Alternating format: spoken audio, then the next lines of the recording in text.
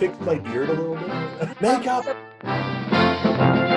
So in my experience and just watching a lot of other XJWs over the years, there's kind of a pattern that happens when you leave. As Jehovah's Witnesses, we're conditioned to be gullible. So when someone speaks with authority, we believe them, which ultimately results in us eventually getting sucked into another cult of one kind or another. Yep. And I don't know if this happened to you, but it happened to me multiple times. So I went through hyper research stage for a little while. I went through the angry, the euphoria, the anything goes, go nuts, make really bad decisions phase. Mm-hmm. And then I got sucked into other churches. I studied Wicca for a year, and then I was a Southern Baptist for a while too. I was a Republican for a while. You just kind of go through all of the things, and the way through it is education for me. When I was 16 and I ran away, I had zero interest in getting involved with another religion. And in fact, I remember I'd been gone for 2 weeks and I got my left ear pierced because I can. Yeah. And even one of my best friends at school, we're still friends today. When I told her what I was thinking about doing, she's like, well, why not? I said, because I can. She goes, yeah, exactly. Because you can. Go ahead. Yeah. And then I even started smoking. And my roommate in the group home that I was living in, this guy with 6-inch spiked hair, shaved head, skater look, and all the rest of that, he was the only other non-smoker in the house besides me. And he's like, no, man, don't start smoking. Don't do that. Don't do that. And so the very first night I had a cigarette, I'm lying in bed and I'm feeling the effects in my head. Mm-hmm. And he's like, why would you even start? Like, why would you do that? And I said, because there's nobody to tell me no. Well, I mean, it is really bad for you. And I've always thought it was nasty because I'm allergic, but I can see the appeal of doing things you're not allowed to do. That was my biggest thing, was getting to do things I was not allowed to do, like have sex.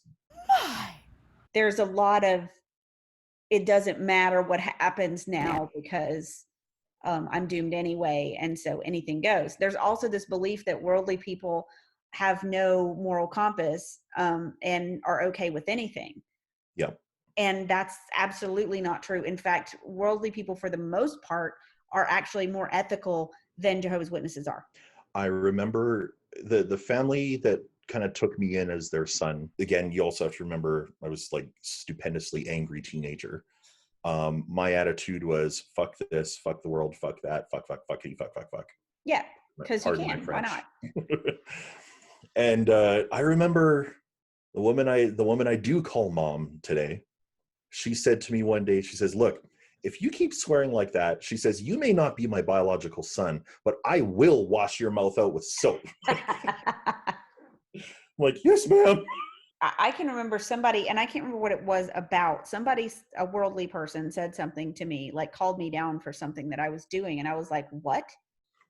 You are going to tell me? And then I had to check myself because I was like, oh yeah, they kind of can. Mm-hmm. Because I am making an assumption here that is really, really incorrect based on what I've been taught. And everything else the witnesses taught me was BS. So probably that is too. A few years out, Y2K rolled around. Yeah, Armageddon was on my mind because everybody was terrified of Y2K. End of the world stuff. But even still having like the witnesses doctrine about the UN and Babylon the Great and all the rest of that in my head, telling friends like, don't worry, the end of the world is when the UN starts in on religion. Meanwhile, our religion was part of the UN, unbeknownst to us, the whole time. The irony. Oh, ridiculous. It's ridiculous. I know that a lot of people who are just waking up, there's a lot of fear, of course, because of what we were all taught about people like us, people who leave.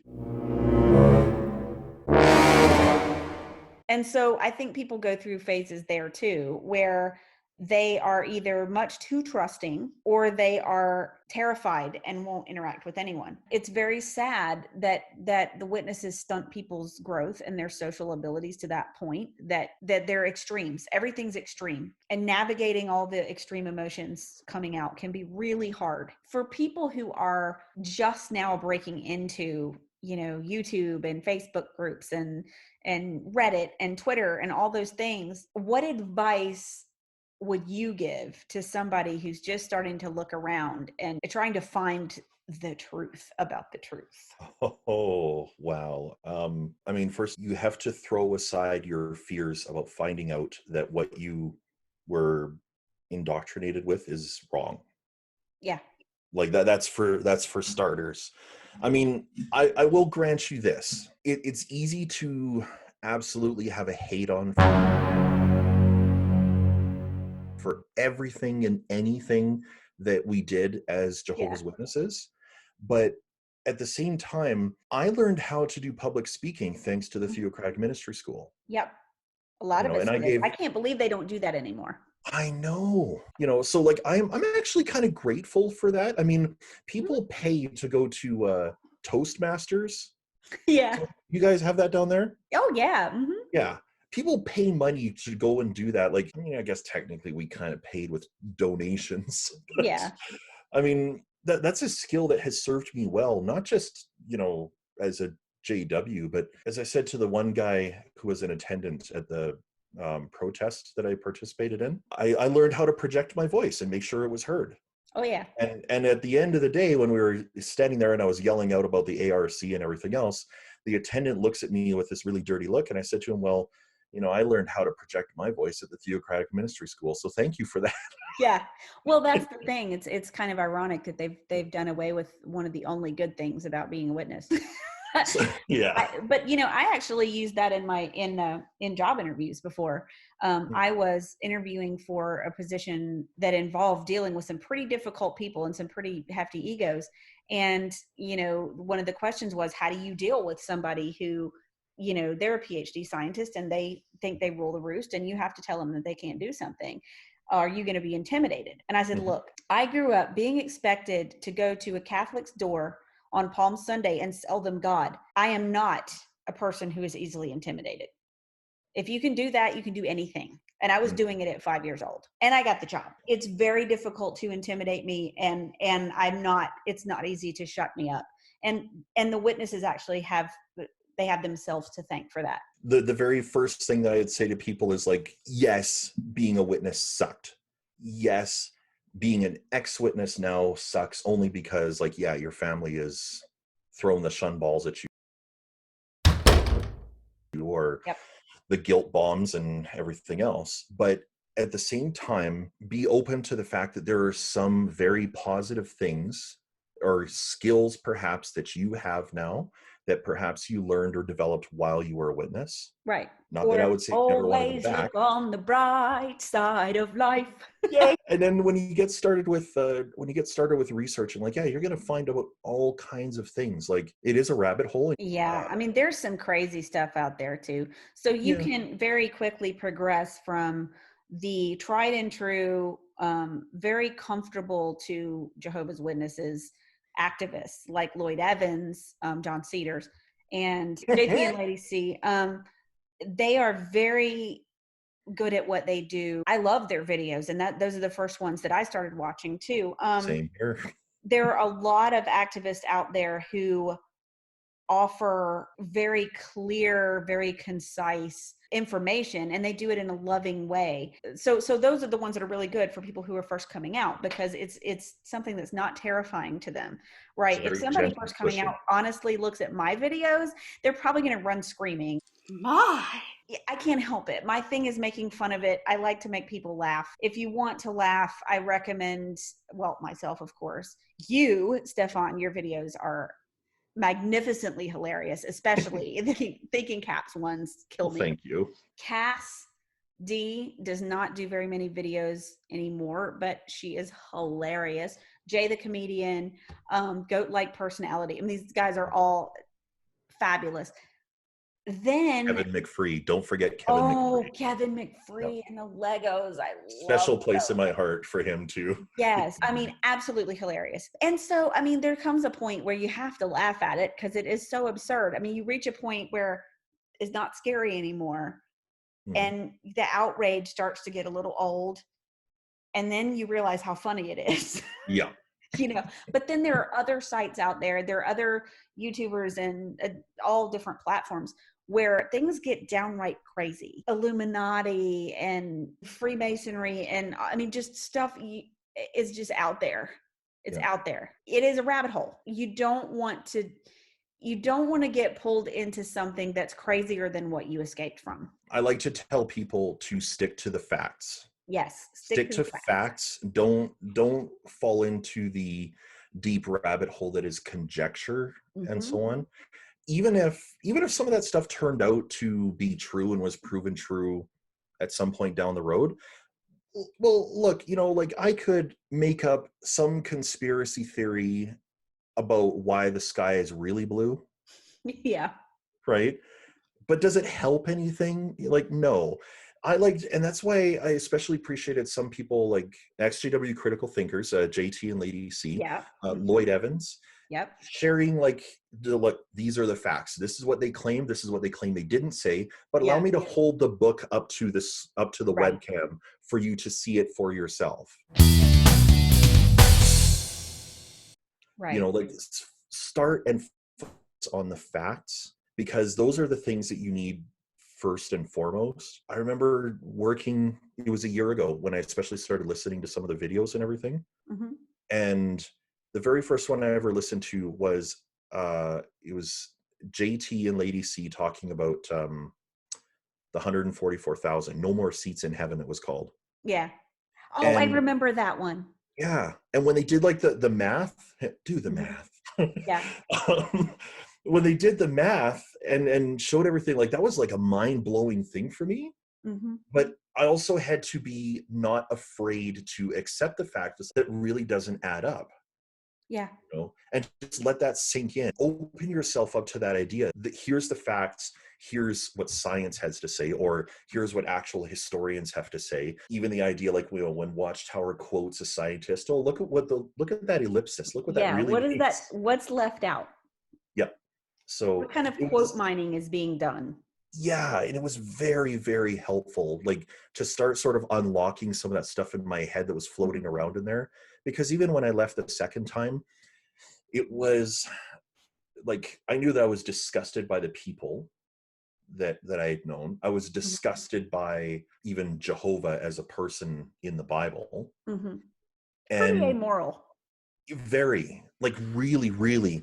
And that's what I was especially like really angry about back then. And starting to unlock a bunch of those facts and be like, yeah, this is why that doctrine doesn't add up. That's why this doesn't make sense. It helped a lot. And the fear about it also helped out a lot. And I even remember the biggest one was finding out that 607 was absolute bullshit. Well, once that falls apart, there is no religion without 1914. I really don't know how they'll go forward when it becomes painfully clear. I mean, overlapping generations ain't going to do it. Like, we're eventually going to get to a point at which the final part of the final part of the final part of the final part of the final part of the last day is not going to work forever. Yeah. And I think we're nearing that point right now. I mean, it's over 100 years ago that they said Christ returned. And that was the other thing that helped me out too, when they said like Jesus came and inspected spiritual Israel, or some, I think that's the catchphrase or something, like came and inspected his spiritual temple and found the slave class doing the work and all the rest of that. I remember like reading the Proclaimers book. Yeah, like that makes sense. But then when you find out what's actually written in studies in the scriptures and the finished mystery and all of the rest, it's just like Lloyd says, you're telling me that Jesus came, saw this in writing. He's like, that's my people. Right. Yeah. It's just nuts. I mean, the whole thing is nuts. The very idea that the almighty creator of the universe needs a second-rate publishing corporation in Brooklyn to do I mean, what? If you even look at the history of Watchtower and the people who started it, and the jockeying for position, and the internal politics of all of that, I mean, it starts to become very clear that there's nothing spiritual or divine or inspired about it. It's just a publishing company that hit upon a brilliant advertising scheme and made millions and billions of dollars off of it. That's all it is. All while their adherents are basically paying for getting that done. Yeah. Well, I Like mean, even in the 90s when we went to the donation arrangement, Mhm. I remember when, because I was still in at that time, we would go and we would make the donation, the same donation that the literature normally cost when we picked up our literature to go out in service. And then when we got donations in the field, we put that in the contribution box too. Yeah. So they were getting paid twice after the donation arrangement in a lot of cases. Brilliant, brilliant, Yeah. brilliant profit model. Absolutely, it was. Just really sad for all the families like mine that were destroyed because of it. I think that's one of the other things that you have to open yourself up to and accept, Mhm. is that yes, there is destruction in your life because of what you were once a part of, Right. and also having to realize that you may have been part of that destruction for somebody else's Yep. life. That was a hard one for me too. Yeah. There are things that I feel bad about that Mhm. I did as a witness. I called up one friend of mine last year. I said to her, I need to apologize to you about something. And she's like, what did you do? And I said, well, my dear, we're going to have to wind the clock back 16 years. And she's like, say what? It was when I was going back to being a witness. Mhm. The whole issue about blood transfusions came up. And Yeah. so I showed a group of my friends the no blood medicine propaganda. Mhm. And this friend of mine actually asked like a legitimate question to challenge what she was seeing, especially because her mother was saved by a blood transfusion. Oh, I just got really super duper snarky with her, even yelling at her in Oh, wow. front of the rest of the room because, in my opinion, yeah, the blood medicine, it was the worst thing ever and so on and so forth. And so I called her up and I brought this story to her mind and I said, I want to apologize to you for being such a dick.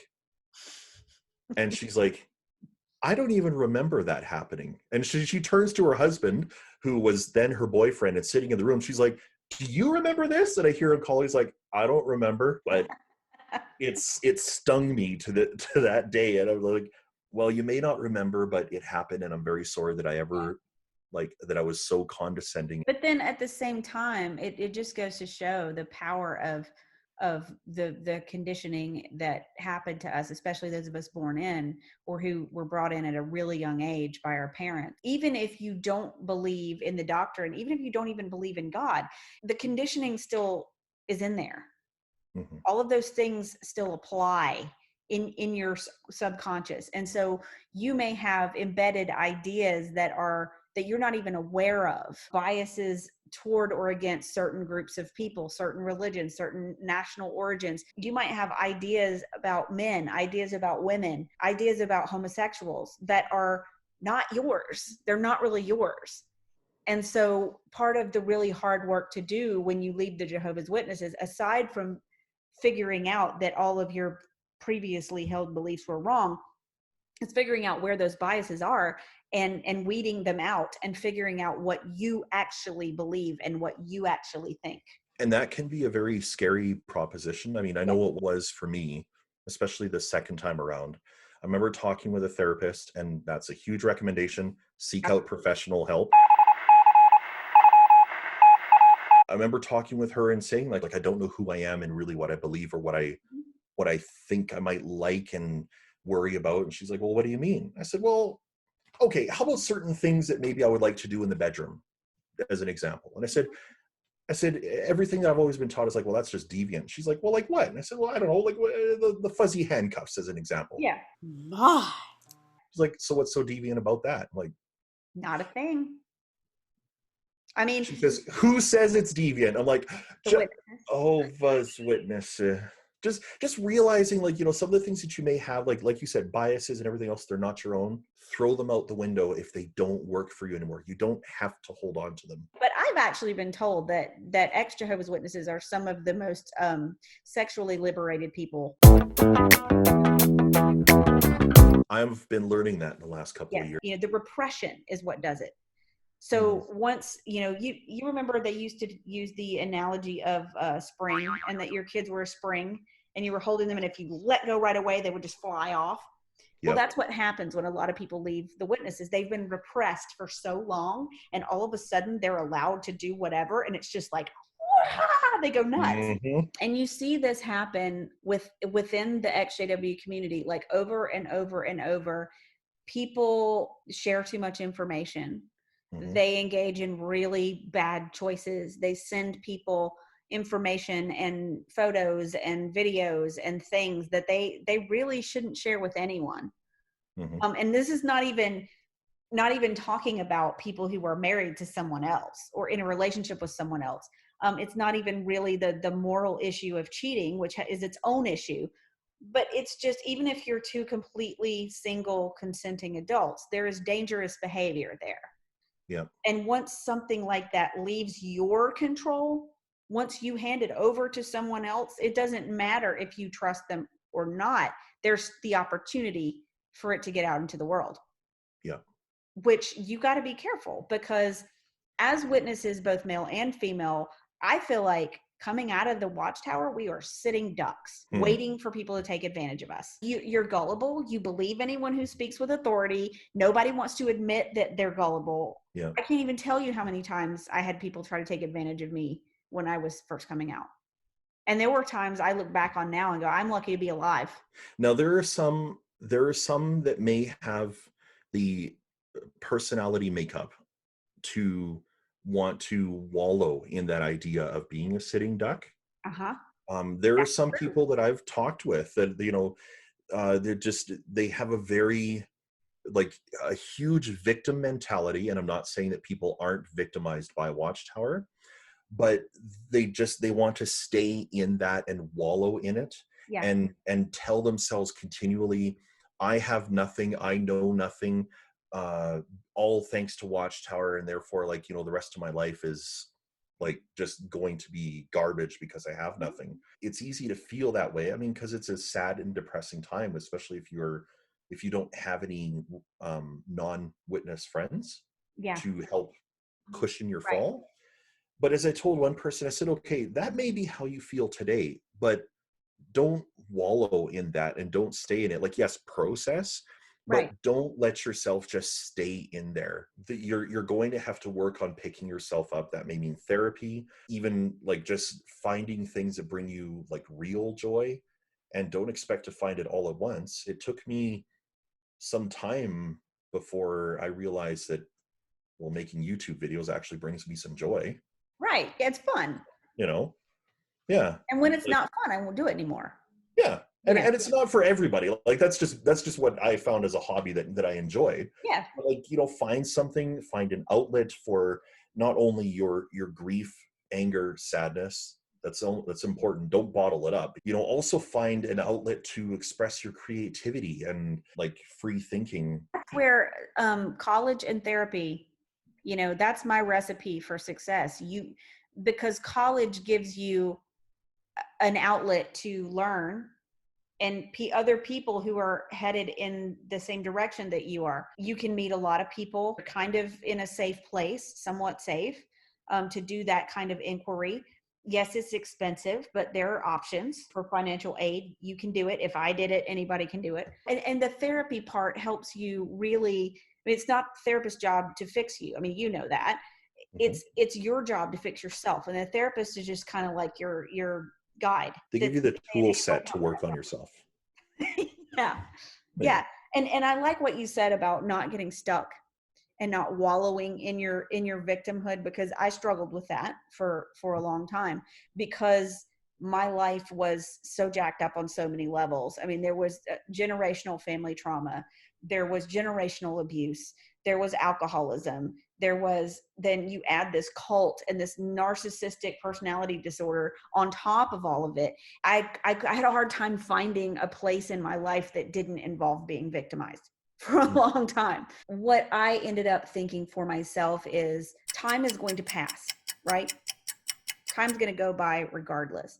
And this time that I've spent as a Jehovah's Witness, and I finally managed to get away from that. Yes, I am still pissed as hell that 18 years of my life was wasted in that mess. But after I left, I can't blame them anymore. Yep. What happens after that point's up to me. Time's still going to pass. So 5 years from now, I could still be sitting here pissed off about what they did, or I can go to school, go to therapy, work out my issues, do the things that I want to do. So I just decided one day I've got to get this show on the road. You have to take responsibility, and you have to say, I'm not going to wallow anymore. I'm so reminded of a scene from the movie The Shawshank Redemption. It's a good movie.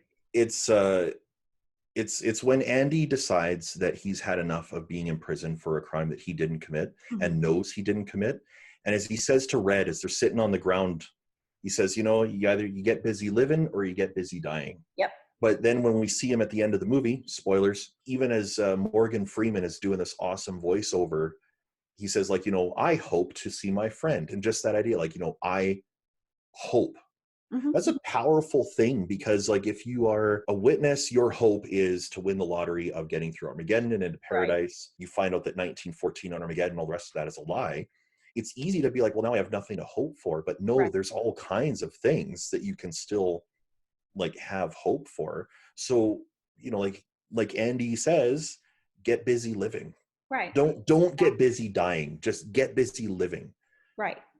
Although I'm going to put a little asterisk beside that, because you can get busy living and you can have the attitude, well, I've spent so long trapped inside of a cult, the world owes me one. No, the world doesn't owe you anything. No.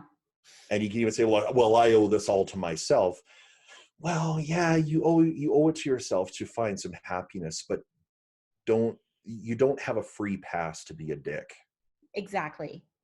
I don't know what the female version of that would be, but for guys, you don't have a free pass to be a dick. Dick's a dick. It doesn't matter. Yeah. But when I decided that I didn't want to be a witness anymore, I mean, I felt like they were wrong about a lot of things, but I still wasn't clear on whether or not there was a God. I wanted to be a believer really bad. I tried really hard. Even if all this is true, I can't live like this. If this is what it's going to be like in paradise with these same people and these same elders, I don't want to be there. Like, it sounds miserable to me. Yeah. And that's where I was. And so once I got out and I realized how much they had been lying about, it's like years of slowly unwrapping this onion, Even the very definition of a cult. I said this in one of my videos. Life After Watchtower. Sorry, shameless plug. Is it shameless if I say I'm sorry? No, there's some shame there, so it's not shameless then. Yeah. Shameful plug. Shameful plug. The idea, like, when you think you know what something means, I thought I knew the definition of a cult, and when I gave the definition of a cult even a year ago, yep, it was all based upon what I read in the Reasoning from the Scriptures book. Yep. And then I learned about the bite model, and then I learned from, like, the real world what a cult actually is. Like, you did some actual research? I did.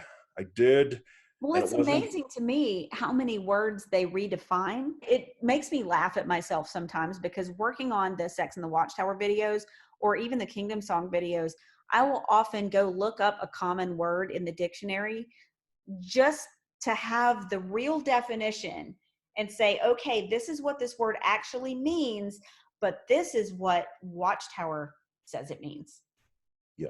And it's so amazing what they've redefined.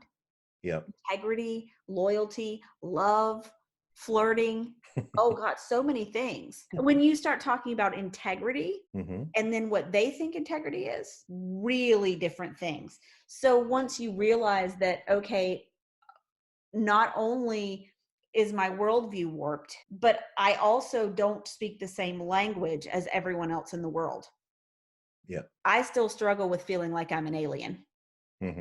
Like, sometimes I will be in conversations with, like, my workmates. I don't have any experience to compare.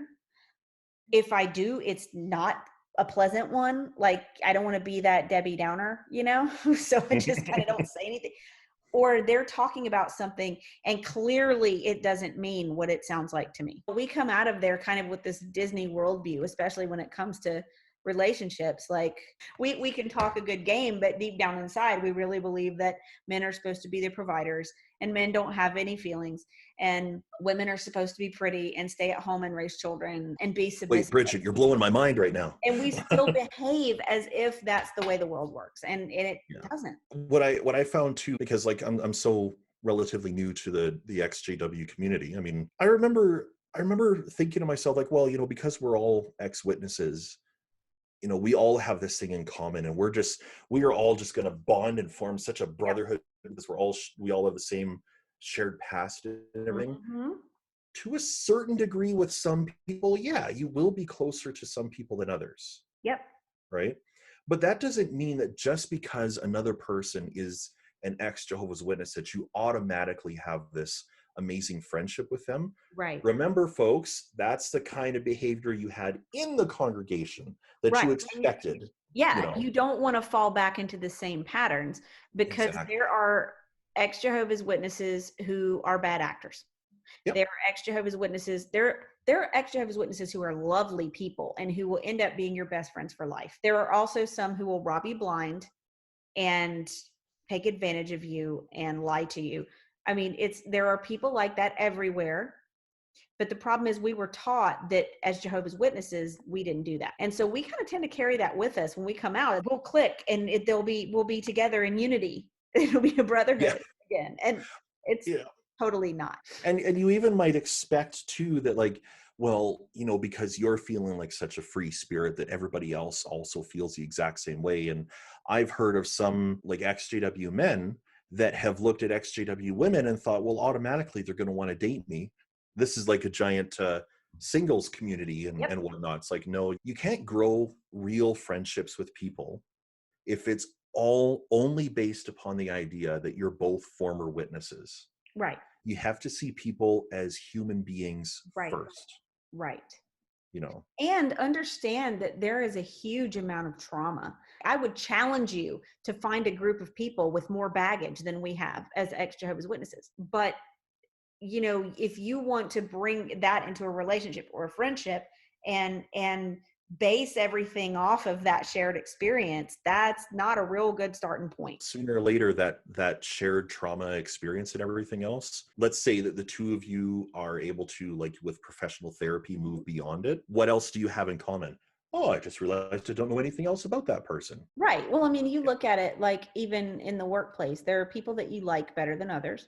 There are people that you can't stand. But you are working toward a common goal, which is getting whatever work there is to be done that day, right? You can kind of take that analogy into the XJW community with you. I have met people that I would never, ever have a beer with. Would I work with them on something to help newly out ex-Jehovah's Witnesses? Absolutely, I would. There are also ex-Jehovah's Witnesses who I felt a connection with and felt like this is a real friendship, and like I would like this person even if we didn't have any shared history. You nailed it a minute ago when you said it's about human beings. I just, I feel for people who are coming out right now because I know how hard it is. And I feel like the constant cycle of infighting that happens in the ex-Jehovah's Witness community, it's sad and it's unfortunate, and there's no way to stop it. I think it's a function of a lot of things, but part of it is all that trauma with no place to go. There's a lot of people in the community who do want to do the work, and they want to become better people, and they want to do activism to make things better. And then there's people that don't think they need to do any work. Or even people that have done a tiny bit of work and think that they're cured. Oh yeah, like one I've or two seen people like that too. I'm done. I've done that. Yeah, no. Yeah. I mean, there's all kinds of behaviors to work through and work out of your system. I mean, and people bring these with them. Guys, let's face it. You were told flat out, yep, the woman is in subjection to the man. The man's the head of the household, et cetera, et cetera, et cetera. Yeah. I'm not going to speak for women. That's not my place. I'm going to defer to you on that one. But come on, guys, admit it to yourselves, okay? When you left Watchtower, you still have that in your head. Yep. Because who's going to tell you to get that kind of bullshit out of your head? And it is Right. bullshit. It really is. I mean, there's no head and subjection and blah blah blah blah blah Right. in a healthy marriage. It's called teamwork. Right. I do see men that come out and they join the XJW community, and perhaps they have rejected some of those behaviors, and kudos on you, keep that shit up. Mm-hmm. But some of the other things are still ingrained, and if they are called on it as human beings, when we're called on our shit, we're always first to get like Yeah, we defensive. don't like it. None of us like Yeah. it. But accept it. It's our place as human beings to help each other grow. From a woman's perspective, we are taught that we have to be submissive. And women typically either go to one extreme or the other. They either remain very submissive and they look for someone who's going to take care of them and tell them what to do, or they go the other way. I don't know anybody like that. I was never very good at being submissive, though. There are some of us who are take charge people. I've always been very type A, and being in subjection and being submissive did not come easy to me ever. Particularly, I've always had a problem obeying someone who I didn't think was as smart as me. Yeah, it can be difficult as an ex Jehovah's Witness woman to learn that it's okay to stand up for yourself. It's okay to speak out, and nobody's going to come, call you down or disfellowship you or whatever for speaking your mind. As a woman, there's this weird dynamic where, as a Jehovah's Witness, you can never say yes, but you have to be submissive, so you can't say no. So where does that leave you? Like, you can't, it's a very awkward position that you're in, particularly when you come out and you think, well, in the world anything goes, and we're all taught not to listen to our inner voice and to completely ignore what our gut's telling us. And so we don't have a compass a lot of times coming out. So we're one extreme or the other. Yeah. And that can be very dangerous. Yeah. Then you add gullibility on top of that, and we're pretty screwed. Well, Not really careful. yeah. And it's also very easy for XJW men to also go to extremes as well. Because, okay, first of all, as an XJW man, especially if you were married, you were at an extreme already because you were the head of the house. Let's face it, that was an extreme right there. Like, your word was law. I am the law. But it's also very easy to go to the opposite extreme as an XJW man, realizing that that's how you were and you don't want to be that way. Again, Right. good idea. But Right. to wind up going so hard in the opposite direction that now you're also afraid to speak up for yourself, and you can wind up in a relationship where you are licking your partner's boots. Yeah, and that's not a good place to be in for Yeah. anybody. I don't care what gender you are. Yeah. Well, and so this is speaking as to cis het people right now. I mean, we're not even, we haven't even touched on what it must be like to grow up as a gay Jehovah's Witness. Mm-hmm. And I got nothing on navigating the world as a gay person coming out of that's a whole other level that must be terrifying. I have one friend who, so while this person uses a name that is feminine, this person does not use the pronoun she, it is they. They've talked to me about the challenges that they faced, even growing up, not feeling like they were in the body of what they felt on the inside, but then also that not being allowed. You look like a woman, you've got to be a woman. Yeah. And anything else, it's all wrong. Like, this is watchtower conversion therapy, which is illegal up here where I live. As it should be. Yeah. But try navigating that while you are a witness, then try navigating that when you are no longer a witness, and you're, like you said, you're trying to figure out, okay, now, how do I feel safe with expressing my true gender and sexual identity, even though this person could, go to our local LGBTQ2S plus, what a mouthful, community. They're not always going to find the like what they need there, because okay, there's the gender and sexual identity issue, but then there's also the XJW issue kind of thing. So Yeah, I do that is feel a for them. lot to navigate. Yeah. It is. And But that's at not to least, say that it's not worth trying. oh, it Like, absolutely is worth it. yeah, the dividends paid out from that can be like overwhelmingly positive. It won't be easy, but it's worth the effort. Well, I've kind of always thought that nothing worth doing is easy. Yeah, that's true. I mean, Yeah. I have a nephew who's gender fluid, and I have a niece who until this week we thought was a nephew. Um, Oh, that just happened. She just came out and said, you know, gave us her real name and said, "This is who I am." And it was just like, wow. I mean, this really is everywhere. yep. And Yep. you know, you could say it's part of your life now, but it really always has been. It's just these people were afraid Yeah. to say so. You're in a safer place to say so. Right. And now it's more accepted. And really, why shouldn't it be? I mean, it's not bothering me. Yeah. You know, like it doesn't really change what I'm going to have for lunch, Yeah. you know, Exactly. except that now all of these people are happier and they're Hmm. being their true selves. I want to be my true self. Why can't they? Yeah. But you know, that's something that, you know, they won't tell you as a witness, like ever. No. Your true No. self. That's of Satan. You have to put on the new personality, Ugh, yeah. right? Like, and they're like, it's Bible based. No, it's Watchtower crafted, No, folks. that Like, is creepy as hell, is what that it is. is. Yeah.